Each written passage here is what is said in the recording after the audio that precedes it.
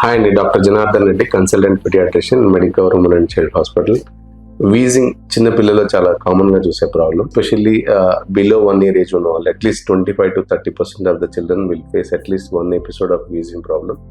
And below 3 years, at least 40% children will see at least 1 episode of wheezing problem. Above 6 years వచ్చేసరికి at least half of the children at least one wheezing episode అన్న they will face the problem. Thing ఏంటంటే wheezing ఎందుకు వస్తుంది?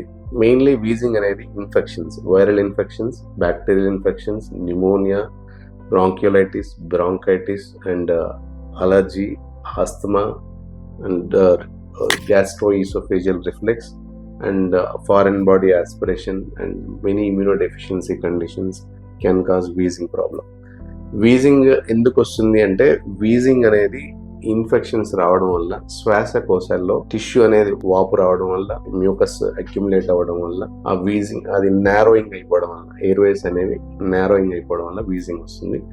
Wheezing general గా symptoms ఏమిటి అంటే fast breathing difficulty, తర్వాత hurried breathing అంటాం, కాఫ్, కంటిన్యూస్ కాఫ్ చేయడం, ఫీవర్ రావడం, మరీ ఎక్కువ సివియర్ గా వీజింగ్ ఉన్నప్పుడు స్కిన్ బ్లూయిష్ డిస్కలరేషన్ అయిపోవడం, బాగా డిహైడ్రేట్ అయిపోయి టాక్సిక్ లుక్ ఉండడం అట్లా ఉంటుంది. వీజింగ్ ఎలా ట్రీట్ చేసుకోవచ్చు అంటే మెయిన్లీ బాగా సివియర్ గా సిమ్టమ్స్ ఉన్నప్పుడు హాస్పిటల్ కన్సల్ట్ అవ్వడం ఇస్ వెరీ ఇంపార్టెంట్. ఇమీడియట్ గా బ్రాంకోడైలేటర్, నెబులైజేషన్స్, స్టీరాయిడ్స్ ఇవ్వాలి.